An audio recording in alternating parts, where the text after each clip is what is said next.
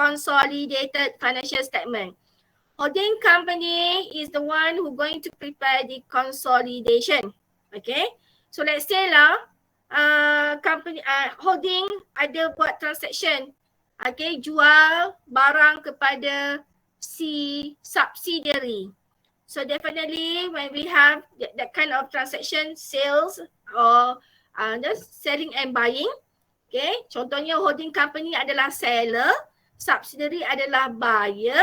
So dalam account holding dia akan record credit sales. Debitkan, contoh jual pula secara kredit. So debitkan accounts receivable. Okay, debitkan account receivable, kreditkan sales.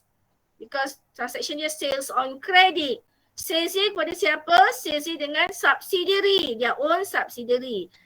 And at the same time, on the other side tu, subsidiary punya side, dalam account dia akan record debit purchases, credit accounts payable. Betul kelas? Betul? Betul? Okay. So what will be happen bila holding company ambil financial statement dia dengan subsidiary dia combine? Ada overlapping tak kelas? Ada overlapping tak? Ada sales berlaku antara holding dengan subsidiary. So dalam sales dah ada amount, let's say 10,000. Dalam purchases pun ada. That one is come from the same transaction. So that's why we need to eliminate any intercompany transaction. Apa-apa transaction yang berlaku antara holding and subsidiary or subsidiary with holding to avoid double counting. Sebab kita combine the financial statement. So at the end apa yang kita tunjuk? What's the result of the consolidation tu? So consolidation tu actually the result of the business between holding with outsiders ataupun subsidiary with outsiders. Dia tak akan ada intercompany transaction. Okay, so this is the objective. To disclose the total net asset employed as a single entity, to report transactions that have taken place within parties outside the company or the group only. Okay, that's the objective of eliminating the the intercompany or intra-company transaction. Okay. Alright. So basically we have 10. Tak 10. Yes, 10. Okay. So number 1. This is the things that you akan jumpa nanti. Selain daripada prior knowledge you come from 510 and 570 adjustment. So I'm not going to discuss the kind of adjustment here. Yang tu you kena refresh balik your knowledge on 510 and also 570. This one yang 620 only. Okay. So we have loan from loan to. So it should be eliminated. Debtors and creditors or account receivable, accounts payable also need to eliminate it. Current account. Okay, so this is current account where this current account normally being set up quickly for the specific transactions. Okay, so if there is any balance in the current account which derive from the transaction holding and subsidiary also need to be eliminated. Next, we have bills payable and bill receivable. Okay, maknanya this transaction actually in between holding and subsidiary. So for bills payable and receivable, the only item that we need to eliminate is undiscounted bills only. Okay, ingat tu. Bills yang undiscounted saja. Kalau item lain tadi semua 100%. Kalau loan dah 10,000, 10,000 lah eliminated. Kalau debtors dia kata holding jual tadi on credit to subsidiary, on credit amount sales is 5,000, 5,000 lah you kena eliminate. Okay, based on the transaction. Current account semua. Okay. Bills undiscounted only. Okay, kenapa kita tak eliminate yang discounted? Buruklah siku kan.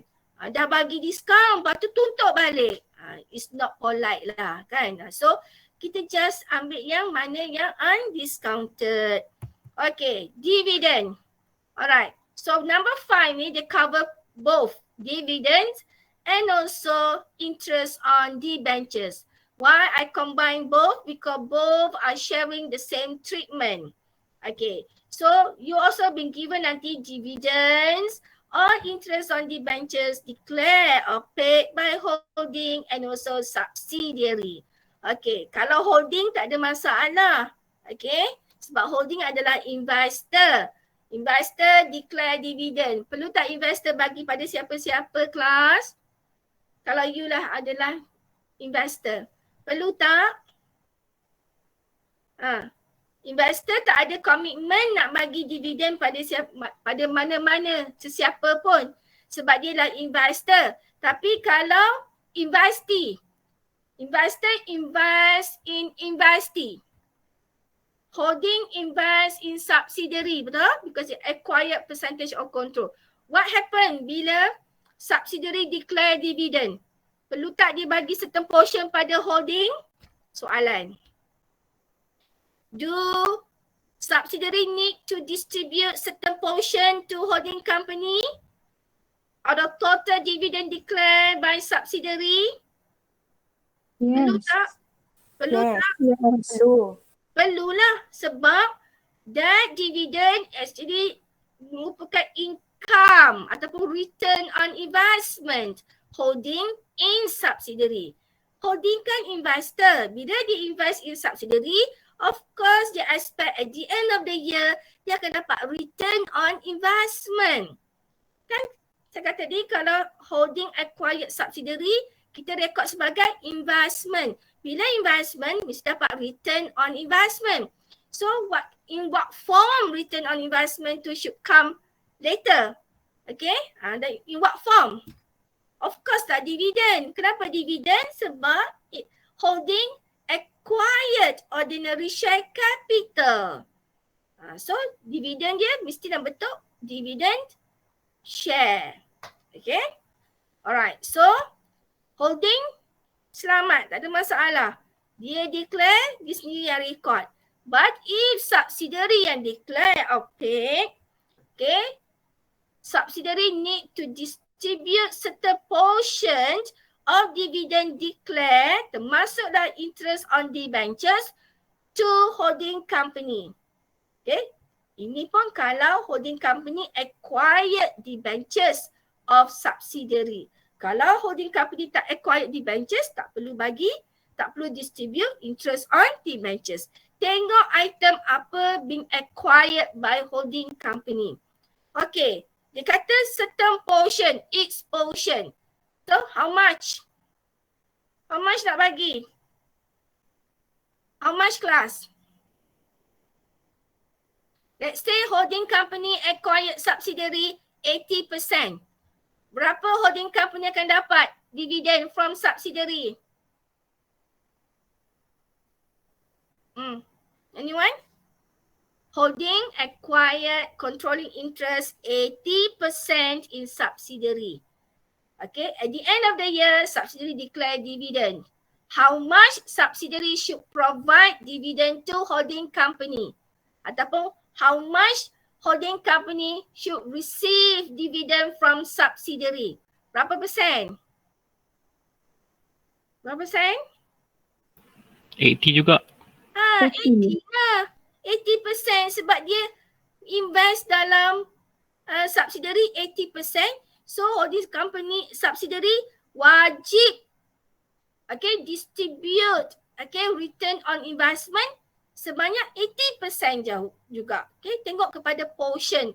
Portion apa? Controlling interest. Okay, begitu juga dengan debentures. Kalau holding company acquired debentures or subsidiary 20%. So at the end, subsidiary kena bagi 20% interest on debentures. Ikut kepada percentage that being incurred. Okay. So untuk subsidiary, dia banyak sikit. Kalau holding, tak ada cerita. Silent. Simple. Because dia tak ada commitment to others. But subsidiary, they have commitment to distribute certain portion to holding company. Okay, so ada commitment je. Kita tengok pula kat sini. Okay, so dividend, okay, in terms of distribution of dividend, okay, basically ada dua distribution dia. Pertama, out of pre-profit. Yang kedua, out of post-profit. Nanti saya akan explain. Apa maksudnya pre-profit dengan post-profit. Yang ni you wajib tahu. What is different between pre and post acquisition profit. So profit adalah reserve. Okay, so kita kata pre and post acquisition reserve. To be specific, profit. But the question also can ask you what will the pre and post acquisition general reserve. Sebab profit adalah reserve. General reserve also reserve. Okay, so kita hanya cover yang out of post profit. Pre kita tak touch langsung. Okay, kita cover. Dalam textbook ada pre and post. But kita hanya fokus on post. There are three conditions. Okay, apa maksud dia? Both have recorded. Maksudnya holding and subsidiary have recorded. Maksudnya subsidiary dah record dividend paid and then at the same time holding already recorded portion that received from subsidiary. Win-win. Okay. Bila subsidiary declare dividend, dia dah record, at the same time dia dah distribute to holding, holding pun dah record penerimaan. Okay. So treatment dia sama untuk interest, sama je. Saya buat slash. Okay. Second one, both have not recorded. Maksudnya subsidiary belum record dividend paid. Kalau subsidiary belum record, not yet record dividend paid, macam mana holding nak record penerimaan? So the both have not recorded. Okay, number 3. Only S has recorded. Maknanya subsidiary dah record dividend paid. Cuma dia dah distribute. Okay, mungkin dia dah distribute atau dia belum distribute. That's why holding belum record. Okay, belum terima, so dia belum record. Only S has recorded. This is very, very crucial ya. You need to identify. Soalan tak mention pun. You sendiri yang kena tahu. Okay, sama ada situation ada condition number 1, number 2 or number 3 that been examined in the question. Okay, kita akan belajar nanti macam mana nak identify situation number 1, number 2 or number 3. Okay, bonus number 6. Bonus pun sama. It can be issued out of pre-reserve ataupun out of post-reserve. Okay, pre ataupun post. But kita hanya fokus out of pre atau balik dengan dividen. Dividend out of post, bonus out of pre. Okay, so bonus share may be issued by holding company or subsidiary. Tengok siapa yang issued bonus share. What is bonus share, class? Apa itu bonus share? Anyone? What is bonus share? Come on. Anyone? What is bonus share?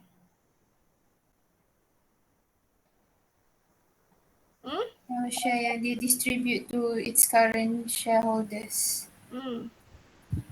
Apa? Share? Share yang company issue to dia punya current shareholders.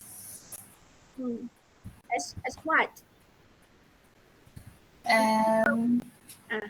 Why did they need to distribute certain share to the current shareholders?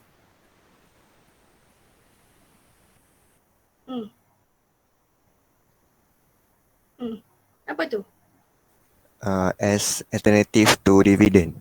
Yeah, itu perkataan saya nak dengar, dividend. So meaning to say, dalam 620 kita cover 2 types of dividend. Tadi dividend apa, kelas? Ni dividend apa? dividend out of pre. So cash dividend. Okay, faham? This one number 5 is dividend out of pre-profit. Out of post-profit. Out of post-profit. Maknanya cash dividend, profit kan?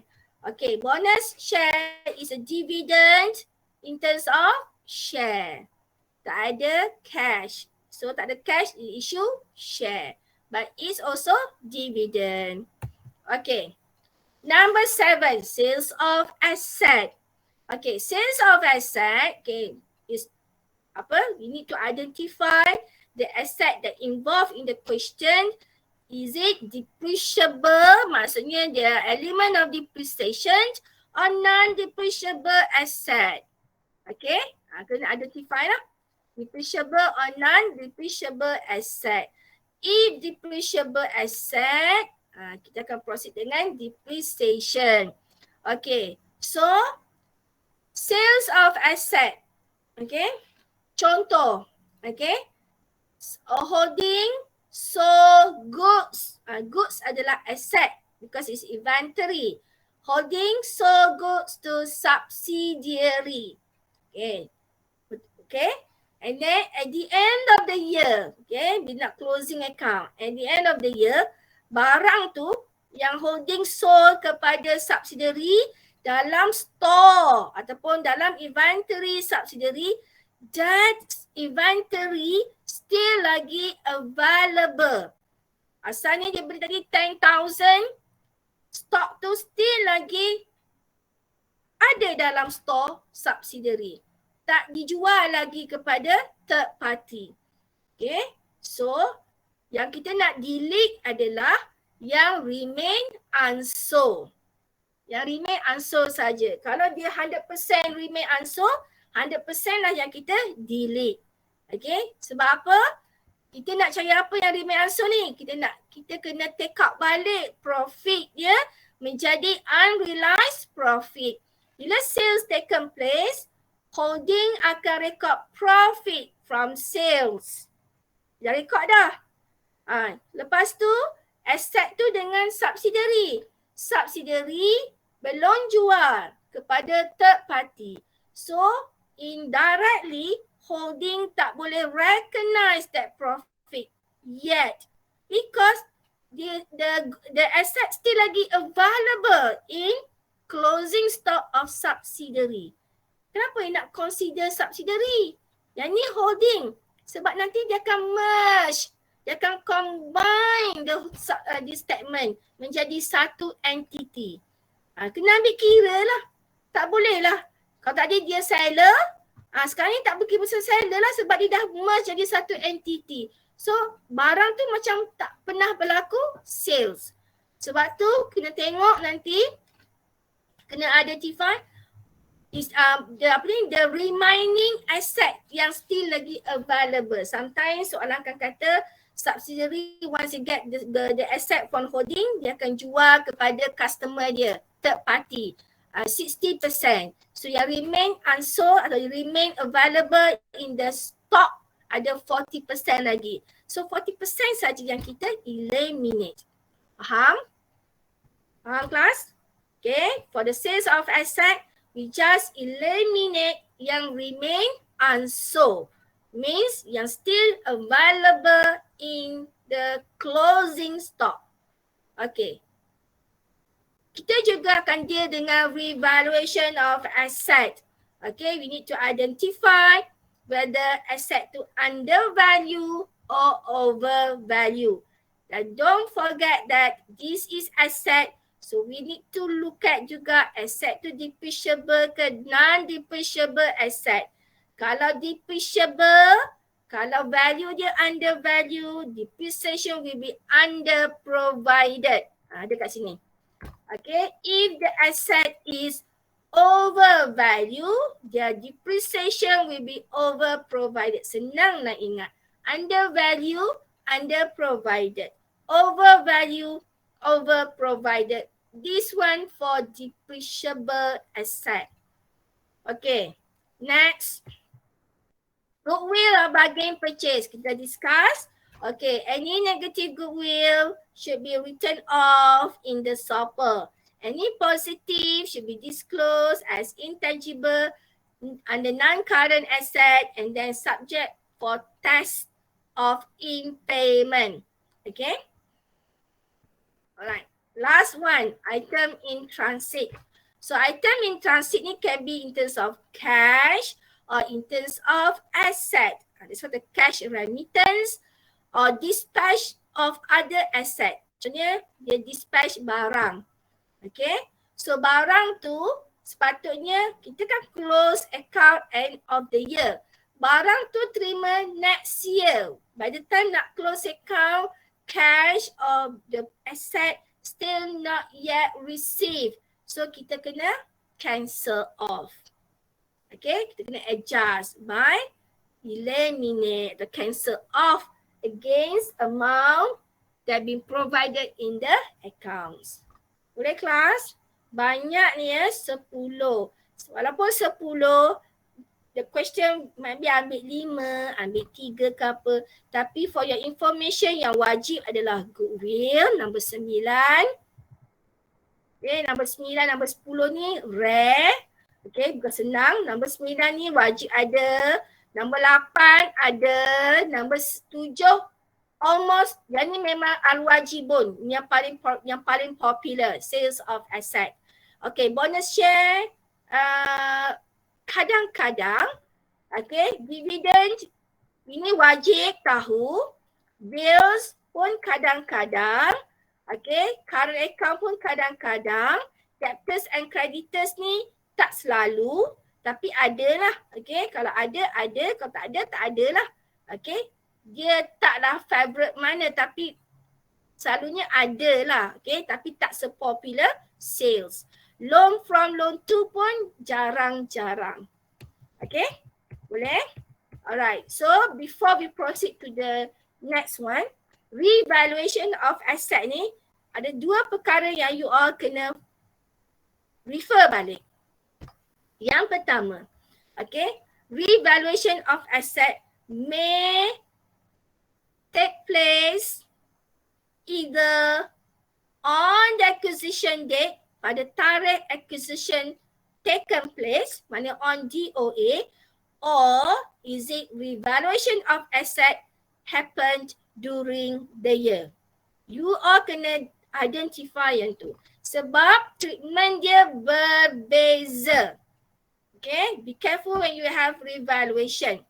Okay, kena tanya revaluation ni current year ke revaluation on DOA. Okay, because kalau revaluation dia on DOA, treatment dia dalam determine goodwill or bargain purchase. Masuk kat situ. Step number 1 tadi, kena ada revaluation of asset on DOA. But if you have revaluation of asset during the year, effect dia dalam, effect dia kat mana kelas? Effect dia kat mana? Kat mana effect revaluation during the year? Come on class, this is prior knowledge. Revaluation during the year. Where the effect goes? Pergi mana? Effect dalam ARR. mana? Soci. Dalam? Soci. ARR. Soci. So, dalam SOPR, dia affect kat mana? OCI. Ya, kena ada dekat OCI. Surplus on revaluation. Dalam SOPR, which is OCI, Other Comprehensive Income. Okay? Boleh? Dalam SOCI pun masuk revaluation. Masuk. Okay, SOCI dan juga SOPR. SOPR under OCI. Ingat? Right? Kalau revaluation on DOA, effect dia dalam determine goodwill or bargain purchase. Yang you all kira tadi tu, nanti kena ambil kira sekali element of revaluation of asset on DOA. Okay. base. Okay. Next, kita proceed dengan next one. Alright, this is to discuss about pre and post tadi. Okay, so this is another things. Yang ni memang specifically talking about how to prepare the consolidated financial statement. Okay, let me see the time. 10:30 kan, our class today. Okay, so this is consolidated financial statement. Okay, what is consolidated account? Okay, it's a combination of information contained in the separate account of holding and its subsidiary in the group as if the group is a single entity. That's why it's important for us to eliminate any intercompany transaction. So the holding company is the one who need to prepare a set of consolidated financial statement for the group. Okay. Preparation of CSOFP. Ini nak beritahu. Bila nak prepare SOP. Macam mana nak prepare SOP? Kita akan combine asset and liability. Okay, because apa yang kita ada dalam SOP adalah asset and liability plus equity. Okay, so step dia, whatever asset and liability of holding and subsidiary, we just combine column by column. Contoh, okay. Contoh, kejap ya. I already share with you the question. Okay. Mana pula pergi soalannya? Ke atas. Okay. Ini soalan macam ni lah. Lebih kurang you punya test, you punya final. Okay. This is financial position. Ada asset, ada liability. So all the asset ni, you just add column by column. Siapa punya? Subsidiary and holding sahaja. Okay, so contoh PPE 1975 plus 1237 plus 1250. Okay, dengan assumption that juara dan gagah is are subsidiary to Wira. Okay, kalau soalan bagi macam ni, the first column is always holding. The next column, you kena determine who are there. Okay, are they subsidiary ataupun associate. So kena identify lah based on diagram tadi. Kita tengok percentage of control. Okay, so soalan ni kita tak discuss lagi associate. So kita assume both adalah subsidiary. Okay, senang je kan? Tambah je column by column. Okay. So working ni kena tunjuk. Okay, put in bracket 1975 plus 1237 plus 1250. Begitu juga dengan liability. Contoh long term loan. Ada satu je. Okay, kalau banyak sikit, kita ambil bills payable. 269 plus 46 plus 90. Okay. Senang tapi tak balance. Okay, kenapa tak balance? Because of the adjustment. Okay. So how about equity? Asset dengan liability je add column by column. So what happened to for the equity? Okay. For the equity, okay, ingat equity kita ada share, kita ada reserve. Betul kelas? Share dengan reserve. Okay. So share, kita hanya ambil share holding sahaja. Maksudnya untuk ordinary share kita ambil yang ni ya, 5650. Sebab apa? Sebab dia yang prepare. Okay. So 5650. So mana pergi yang share yang lain ni? Akan masuk dalam step number 1. You all tak buat lagi kan? Tadi soalan bagi fair value net asset of subsidiary at DOA. Betul? Betul? Dapat figure kan? Soalan bagi jawapan kan? Dia bagi lump sum figure. But if you are required to determine, figure ni kita akan transfer bawah fair value net asset of subsidiary at DOA. That's why dia dah tak ada dah. Nilai ni dah pergi dekat step number 1. That's why untuk CSOFP, okay, nilai untuk equity share hanya kepunyaan holding sahaja. Okay, begitu juga dengan preference share, holding sahaja. Okay, ingat tu, asset, liability, holding and subsidiary. But for equity, shares, holding sahaja. Okay, how about ada reserve? Okay, ada reserve. Ada reserve datangnya daripada step sebelumnya. Yang ni daripada table. Nanti saya akan ajar you all. Okay, memang kena ajar lah untuk you punya test nanti. Daripada schedule. Okay, so ada reserve.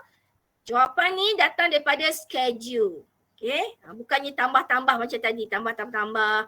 Tak ada. Ataupun ambil holding saja, tak. Dia it come from schedule. Reserve. Semua reserve. General reserve, ada reserve. As long as apa-apa kategori lah, ARR ke, asset reservation reserve ke, as long as reserve, it should come from schedule. Okay. So, complete lah kita punya financial position. Okay. Banyak benda ni nak cakap ni.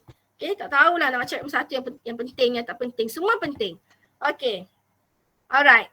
So, and then eliminate lah all inter or intra-company balances. Okay, dah prepare SOP. So, dalam preparation of SOP and on acquisition date or on subsequent date.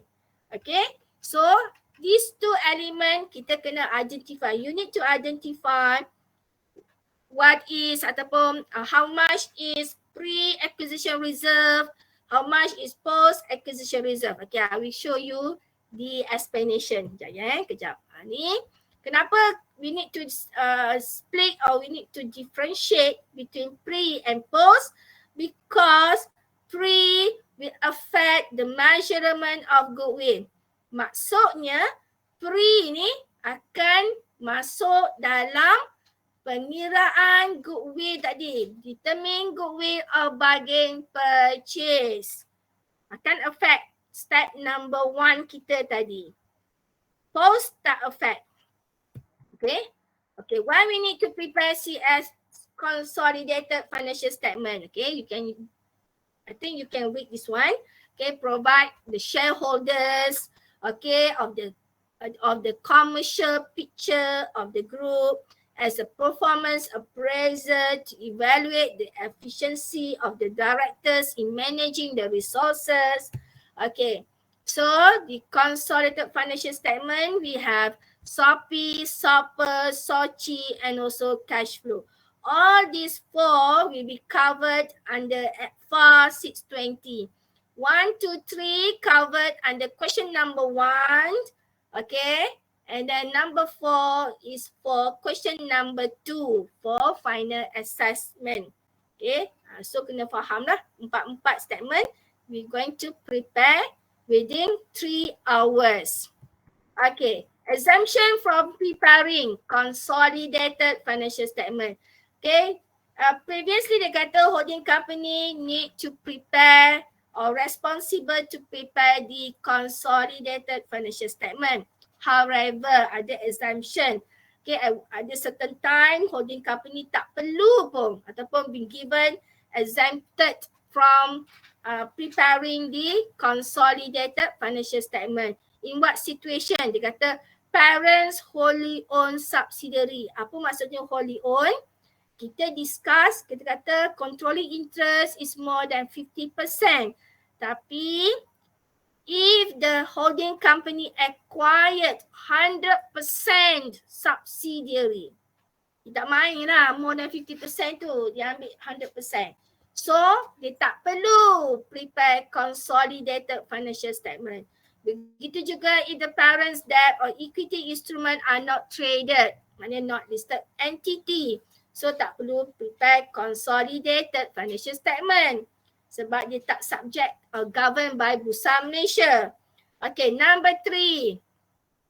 The parents is not in the process of issuing its debt or equity instrument in the public market. Okay, lebih kurang lah 1, 2 dan 3-nya lebih kurang lah because it's not public listed company. Number 4, the ultimate or any other intermediate parent produce consolidated financial statement. Okay, remember the ultimate holding company, and then intermediate parents, remember? Kan? So yang patut prepare adalah ultimate holding company. So apa yang masuk kat sini? Mana-mana holding company atau parents yang classified as intermediate, so tak perlulah dapat exemption from preparing the consolidated financial statement because ultimate will be in charge. Okay? So dia kata all four, in order to get exemption, dia kata all four conditions must exist in order to get the exemption. Okay, by looking at this condition, maknanya it's very strict, maknanya tak ada main-main. Okay, holding company memang wajib prepare consolidated financial statement, especially for the public listed company. Okay, if they have subsidiary, then hukum dia wajib. Sebab in order to get exemption, 1, 2, 3, 4 mesti ada. Mesti berlaku. Syarat dia all four must exist. Tak boleh je satu saja. Dia meet number 1, number 2, 3, 4 tak meet. Dia mesti meet all condition, meet all the requirement. Maknanya susahnya nak dapat exemption. Okay, exclusion from consolidation. Okay, tadi daripada prepare consolidated financial statement. Yang ni dia explain ada banyak subsidiary ni. Sama ada nak masuk semua ke, nak include semua ataupun boleh exclude certain subsidiary. So ada clause for exclusion. Okay, so holding company may exclude a subsidiary. So macam mana? Dia kata FAR620 allows non-consolidation of the subsidiary only when the investment are held for resale. Maksudnya sekejap je dia nak, maknanya dia punya acquisition tu adalah 12 bulan sahaja. Bukannya for long term. Okay. So maknanya pegang, dia invest sekejap je. Kan sebab dia acquire ordinary share capital kan. So investment dia tu tak sampai setahun ataupun less than 12 months. Okay.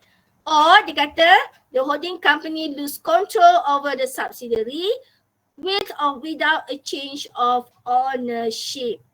Okay. Loss of control. Okay. Without change of ownership. Okay.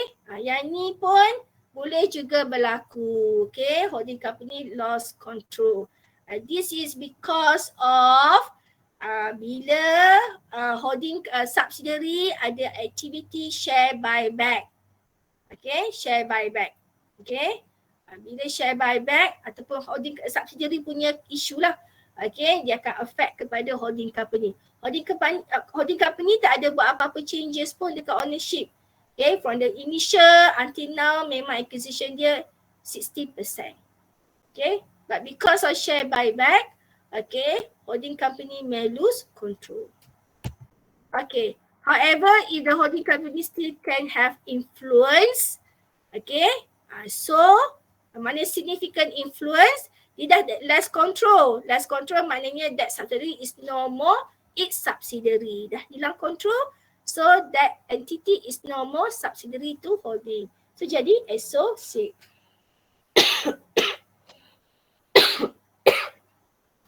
Okay. So bila lost control, yang tinggal cuma significant influence. Okay. Sekejap. Tak sempat.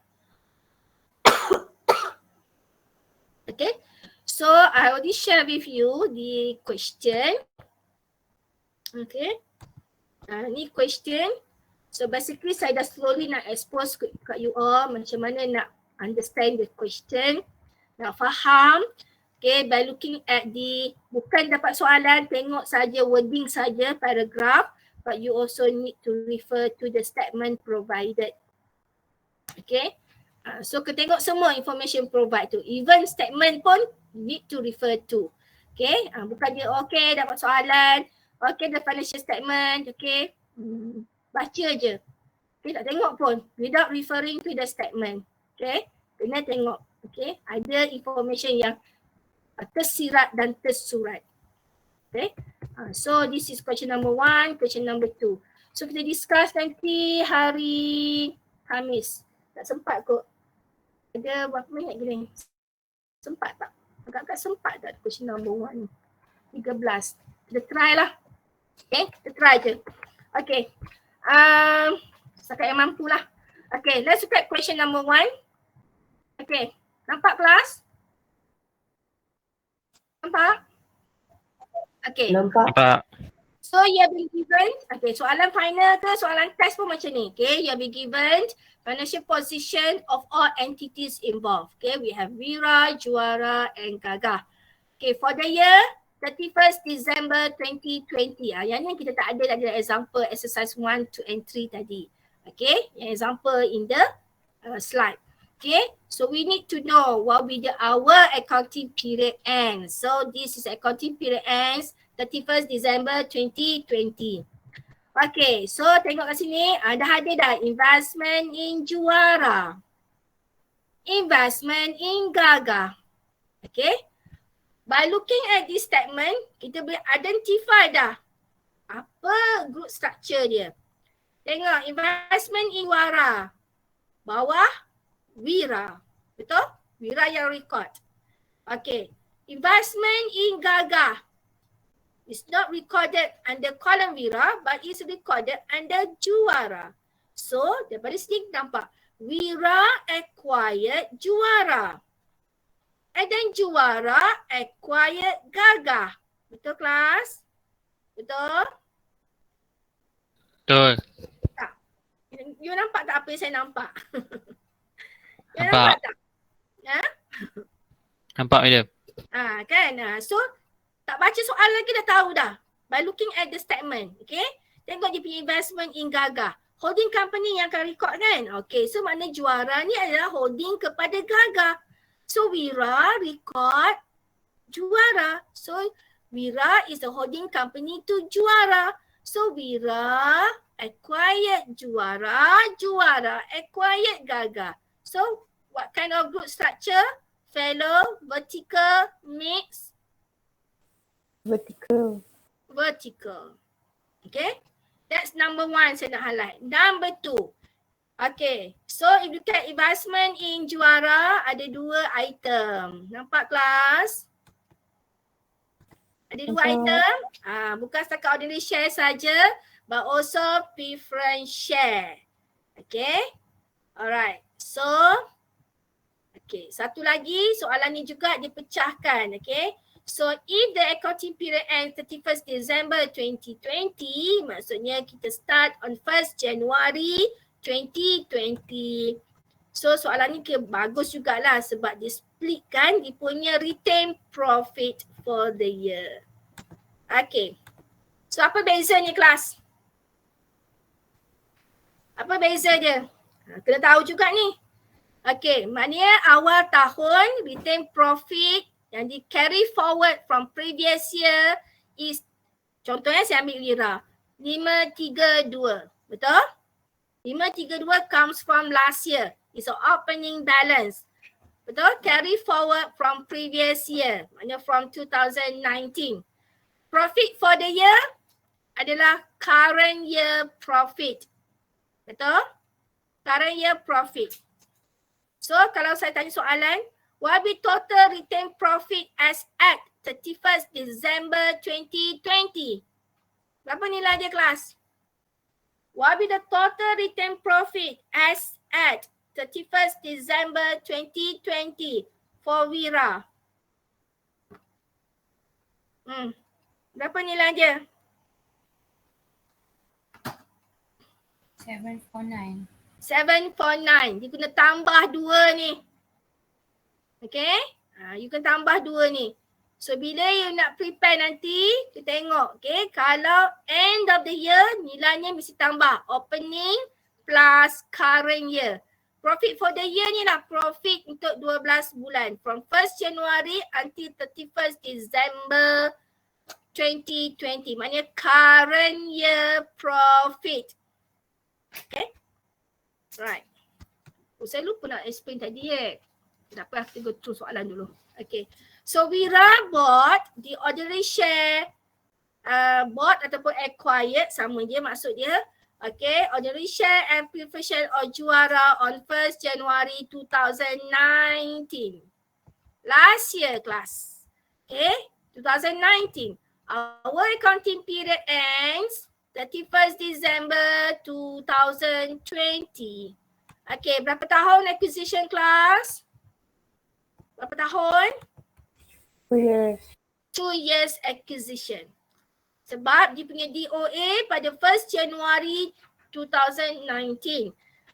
Financial year end 31st December 2020. Maknanya the acquisition taken place for 2 years. Okay. The retained profit and other reserve on that date. On that date tu maknanya on 1st January 2019. Alright, was given. The fair value of the net asset on that date were equal to the carrying amount. Dibagi tak amount dia kelas? Bagi tak? Dia tak bagi. Dia kata equal to the carrying amount. So yang ni kena cari. Okay. Fair value ni tak ada figure. So kena cari. We need to find out. Okay. So next second paragraph on 1st January 2020. Juara acquired 1 million of the issued share in Gaga. Okay, 1 million in Gaga. Okay, tengok financial position, equity. Juara acquired 1 million of the issued share of Gaga. Okay, ordinary share Gaga 1250. Berapa persen kelas? Dia punya percentage of control. Anyone? 1 million ataupun 1,000 because in this one you delete the last 30 kat atas ni. Okay. So this one is 1.25 million. Okay. Dia punya ordinary share.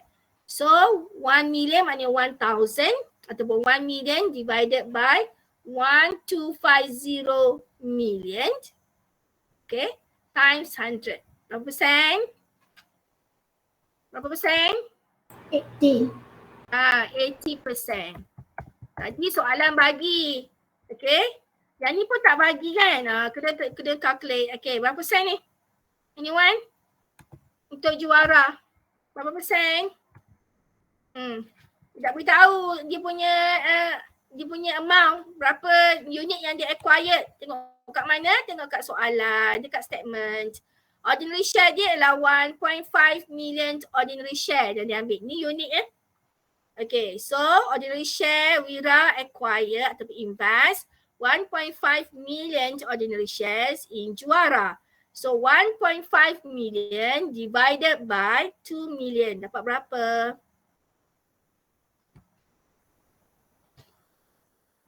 Juara, tengok Juara punya. Okay. So 1.5 bagi dengan 2 million.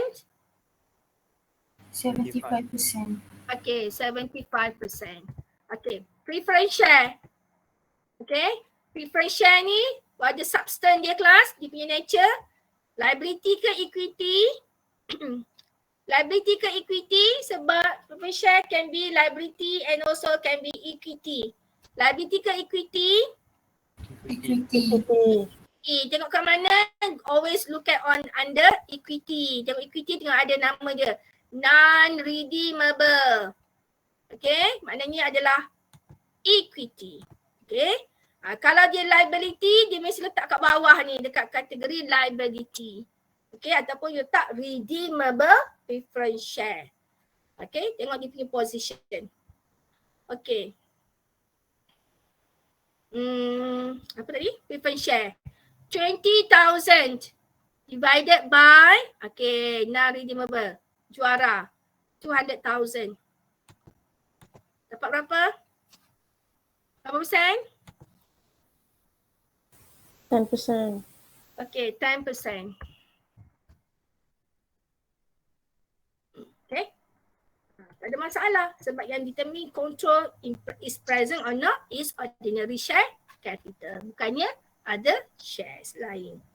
Okay, so settle, determine. Okay, so kat sini balik, second paragraph. Okay, acquired 1 million which is 80%. Okay, this is the CT 1.2 million. The consideration was settled by the cash payment. At the date of acquisition, okay, at the date of acquisition, Juara land was revalued. Ada elemen revaluation. What kind of revaluation class? Revaluation on DOA. At the date of acquisition. So this is revaluation on DOA. Okay. Besar pula dah. Okay. Revaluation of DOA. Okay. On DOA. Doa. Okay. So bila revaluation on DOA, maksudnya dia akan affect dalam pengiraan goodwill or bargain purchase. Okay, goodwill of Juara. Okay, now saya masukkan elemen. Salah, ada dua elemen kat sini adjustment saya masukkan. Yang pertama adalah revaluation. Yang kedua adalah goodwill impair. Okay, 20%. Juara saja. Information hanya untuk Juara. Okay, untuk Gagah tak ada impairment. So the NCI by using proportionate shares. Okay, proportionate. So meaning that is partial goodwill. Okay, so later on kita akan determine, okay, what is the goodwill of bargain purchase for Juara and Gagah. Okay, and then for the question number 2 ni is another things lah, another group structure. Okay, and then with another hidden agenda ataupun another hanky-panky yang saya nak highlight. Nampak macam sama, betul sama, lain sikit. Okay, yang ni cuma ada ordinary share. Okay, ada dia punya hanky-panky kat sini. Okay, alright. So, itu saja kita sempat discuss. Kita tak nak discuss lebih sebab